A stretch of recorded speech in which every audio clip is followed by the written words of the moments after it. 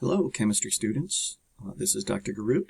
This is the second chapter of Chemistry in Society, the book Chemistry in Context, and I'm going to give it a go on this chapter to see how this works with a couple of recorded lectures, so you can let me know what you think about this.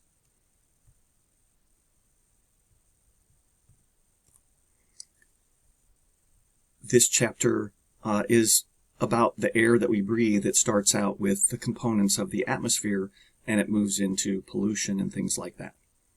And you can read through the bullet points of the sorts of things that we're covering in this chapter. This PowerPoint is also available. You can download it from Blackboard so that you can click the links in it, etc. So there's a Chapter 2 video, which I'm not going to have you watch right now, but if you click this link, then you can watch the video, and it's just kind of an introductory video to help you think about what things emit volatile chemicals into the air. So, of course, we breathe every day in order to stay alive. We extract oxygen from the air and we replace that with a higher percentage of carbon dioxide. So, take a look at this question. It asks you to do a typical science-y kind of thing. Do some math and figure out what's the total volume of air that you breathe in and, of course, out in a day. So this illustrates a particularly common scientific thing, which is estimation. Like, you're going to need to estimate how much air you have in a breath. I remember in college biology class that we actually did a lung capacity test where they have a tube that you breathe into, and you breathe in just absolutely as deeply as you can, and then you exhale into this tube which is connected to a thing that measures the volume of the air. Think of it like a large piston, and you breathe out until you can breathe every last bit of air out of your lungs. And I remember at that time I could get to about 5 liters of air, which was I felt pretty good about for lung capacity. But of course, you're not normally breathing that way.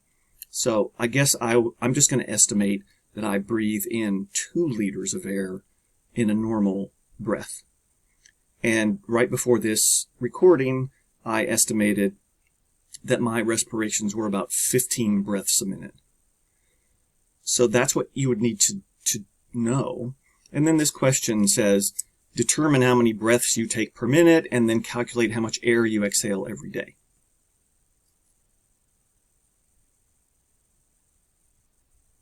If I start with this, I write down that I have 15 breaths per minute. That's my respiration rate. And if I think that in every breath, I'm taking 2 liters of air. 2 liters per breath. This is what we call a unit analysis or dimensional analysis. If I make a conversion factor where I cancel out the units of breath, now I know that it's 15 times 2 liters for every minute. Now I just need to figure out how many minutes there are in a day. So for minutes, I'm going to go to hours. So there's 60 minutes in an hour, and minutes canceled out. And there's 24 hours in a day, and hours canceled out. And now if I take 15 times 2 times 60 times 24, and everything is canceled out except for liters per day. So I will just pause the video here and do the math. And put that into my calculator. I get 43,200 liters per day. That's a lot of air. And then you could go on and describe your estimate and list any factors that you believe may have affected the accuracy of your answer. Certainly, this was just an estimate. I could measure that more precisely by actually using some device. I could breathe into a bag and determine the volume of the bag in some way. I could suck all the air out of a 2-liter bottle and then breathe into it and see if that was about the right amount. And of course, I could measure my respiration rate by just trying to breathe normally and timing how long it takes me or how many breaths I get in a minute.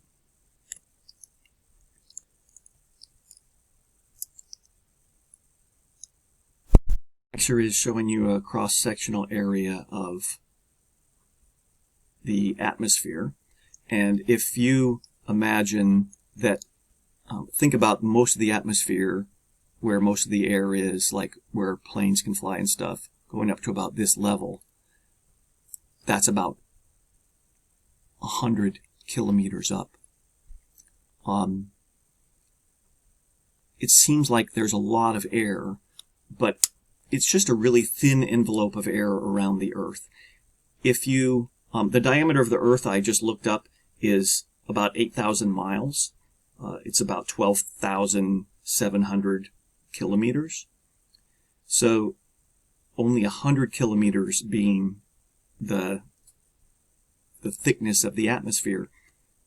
If you put that into perspective, if you had a baseball and you wanted to say how thick was the layer of the atmosphere if the Earth were the size of a baseball, that thickness would be less than 1 millimeter, or like roughly a piece of cardstock paper, right? So very thin layer of atmosphere compared to the diameter of the Earth.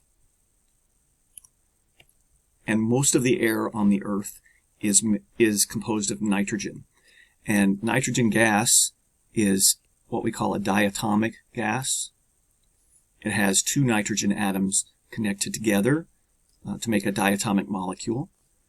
Most of the rest of the air is oxygen. I'm sure you know oxygen. The formula for oxygen is O2, again, a diatomic molecule. Then you have the next most abundant gas. Interesting. I would have never known this before I took a chemistry class. Argon. Well, here's argon. It's atomic number 18. It's one in this final column of the periodic table that we call the noble gases. So that's interesting. So you have 78% nitrogen, you have 21% oxygen, approximately 1% argon. Well, that adds up to 100%, right? Everything else is way less than 1%. CO2, carbon dioxide, 1 carbon and 2 oxygens.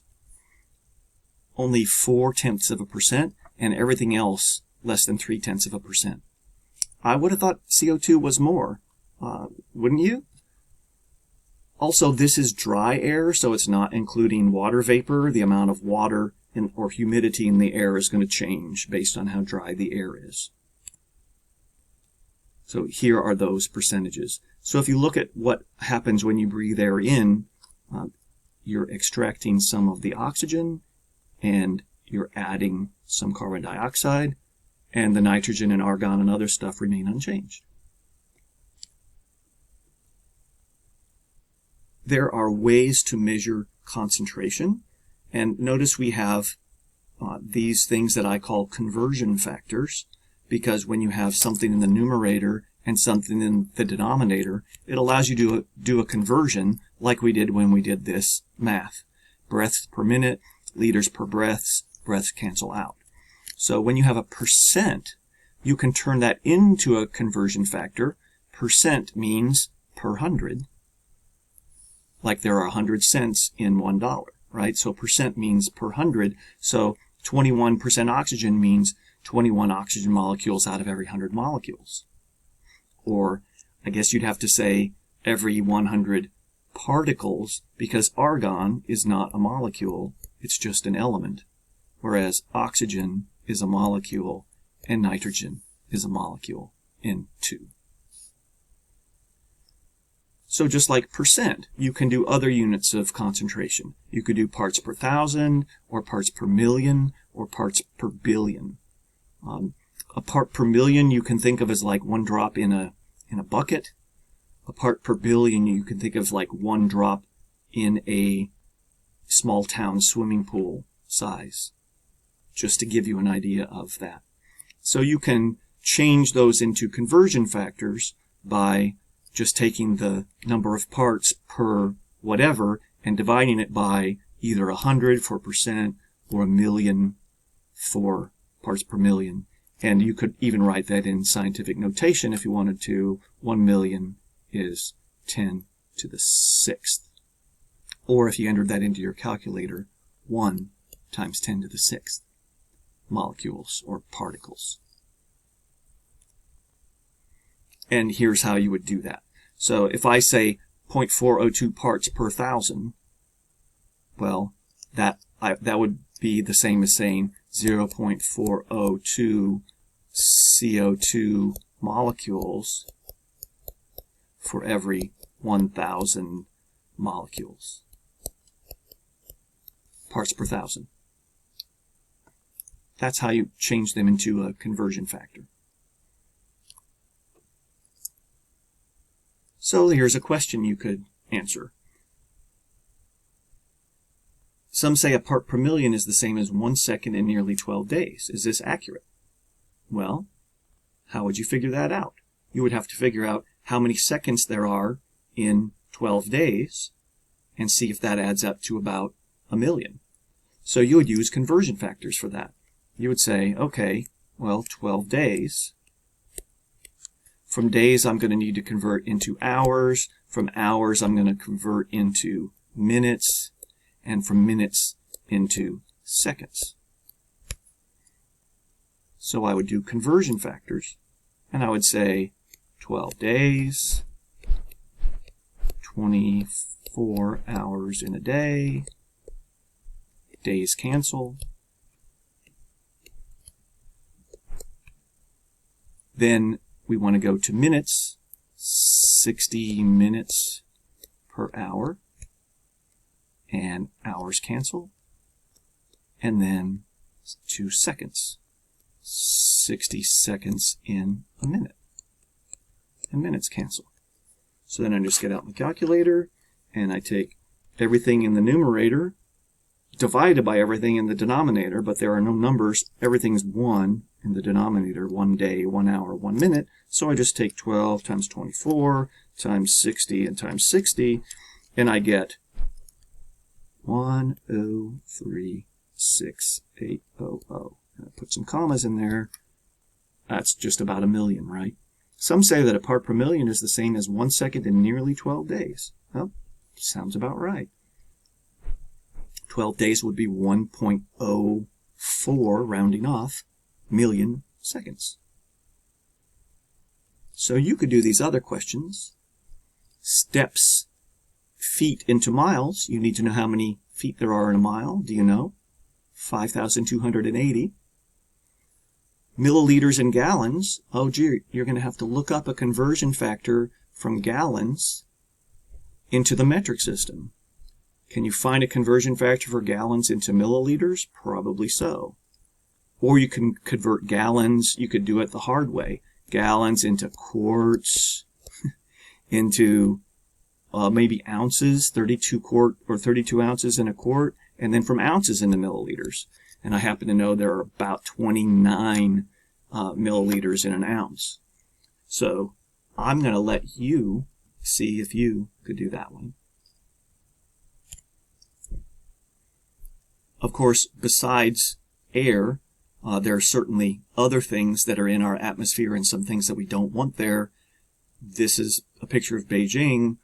You might recall, I don't know if you remember when the Olympics were held in Beijing, if you were old enough at that time, they actually shut down all of the factories and businesses that produce pollution so that they could have the athletes have decent atmosphere to breathe. Because you can see here on the left, you wouldn't want to be doing summer running events in that kind of atmosphere. You can look at these videos on your own. Of course, air, as we said, is made of molecules, and when we do chemistry, we're always trying to convert in our heads between 3 different representations of matter. So let's say I'm thinking about water. There's water vapor in the air. I know that the formula of water is H2O. that means each molecule of water has 2 hydrogen atoms and 1 oxygen atom. Underneath my picture here is a ball and stick model of water. Now this is not that realistic because there aren't really sticks holding atoms together, but it's a way for us to think about how the atoms are attached together. One oxygen atom, which is larger than each of the 2 smaller hydrogen atoms. And it turns out that the shape of that is in an angle, not a straight line, which has some very important consequences for the characteristics of water. And then what we call the macroscopic view of water, like a glass of water. It's hard to get your head wrapped around how many molecules of water are in a glass of water. Just to give you an idea of that, it is said that if you took a glass of water, a very small glass, like an ounce of water, and you blew up every molecule of water to the size of a marble, like a regular 1 centimeter, half an inch kind of marble, that volume would fill up all of the oceans on the Earth. That just gives you an idea of how tiny molecules are and how many of them there are in such a tiny amount. So 3 representations. Macroscopic being what we can see with our eyes. Particulate being what the actual molecules look like in 3 dimensions. And then the symbols that we use from the element symbols from the periodic table. So it's kind of like learning a foreign language, learning chemistry. This would be a picture of carbon dioxide. As we learn more about molecules, we will see that when you use 2 lines, that indicates what we call a double bond. And carbon is usually black in these representations. Oxygen is usually red, as it is here. Here it looks kind of like a brownish red, so I think that color is kind of off. Oxygen is usually red. Nitrogen usually blue, sulfur usually yellow. And it turns out that the carbon dioxide molecule, oxygen and carbon are roughly the same size, which makes some kind of sense because oxygen and carbon are pretty close together in 6 protons, 6 electrons, 8 protons, 8 electrons, like pretty similar in size. And the shape of the carbon dioxide molecule is linear, where the shape of the water molecule was bent or angular.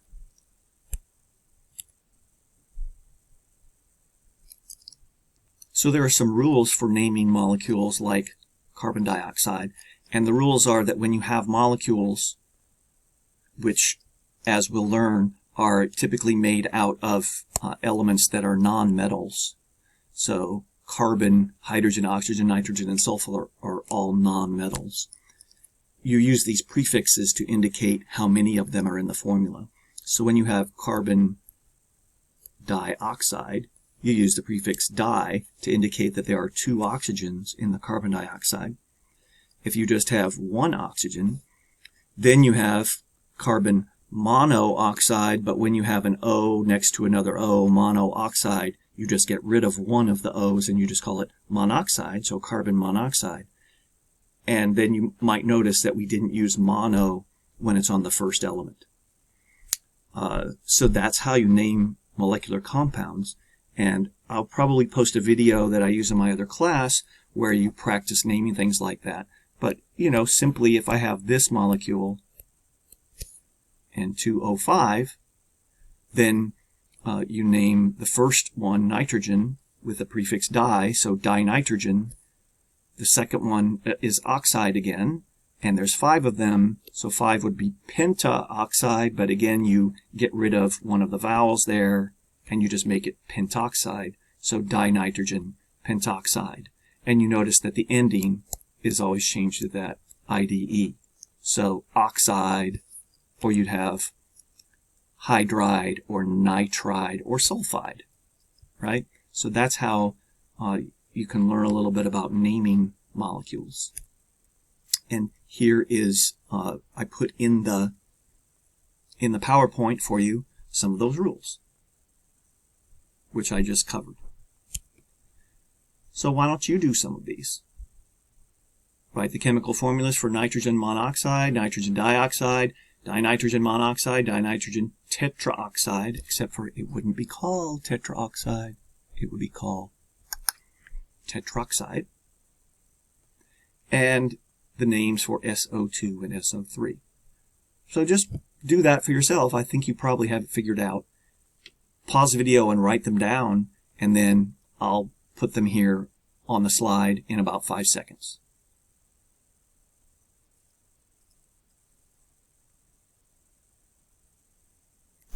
Did you get these? Nitrogen monoxide, nitrogen dioxide, dinitrogen monoxide. So notice that the subscript comes after the element that tells you how many of them are in the formula for that. Dinitrogen tetroxide. So if you were making a particular model of these, you would use, let's say for dinitrogen and an oxygen, you'd have an oxygen, which is a red, and then I can't change the color here, but you'd have to have 2 blue nitrogens, and that would be a molecule of dinitrogen monoxide. There are other ways of naming that we won't bother learning, but you've probably heard of nitrous oxide. That's actually this one. It's called nitrous oxide. That's sometimes known as laughing gas.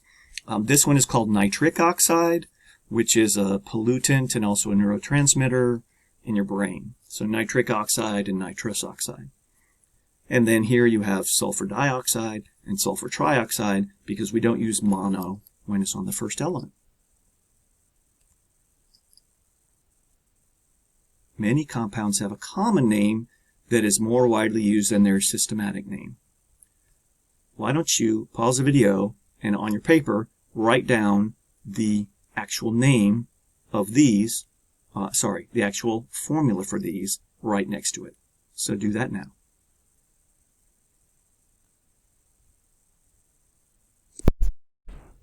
So here they are. Dihydrogen monoxide. Oh, sure enough, it's water, right? And you can look up if you don't know what these are, you can use Google and find out what these molecules are more commonly called. NH3 is more commonly called ammonia. And you can buy an aqueous solution of ammonia at the grocery store to use for cleaning. And O3, trioxygen, is actually ozone, which gets formed from oxygen. And it's toxic when you breathe it, but when you have it in the high atmosphere, it blocks out some of the ultraviolet rays. That's the ozone layer. But you've probably smelled ozone if you've ever had an electrical spark and you smelled kind of a metallic, burning kind of smell. That's ozone that you're smelling. So you can use Google and you can just ask Google what is the chemical formula for compounds, and you can literally just say, okay, Google to your phone and ask these things, and you'll find out some other interesting formulas. So that's the end of the first lecture for Chapter 2. Hope it wasn't too bad. Cheers.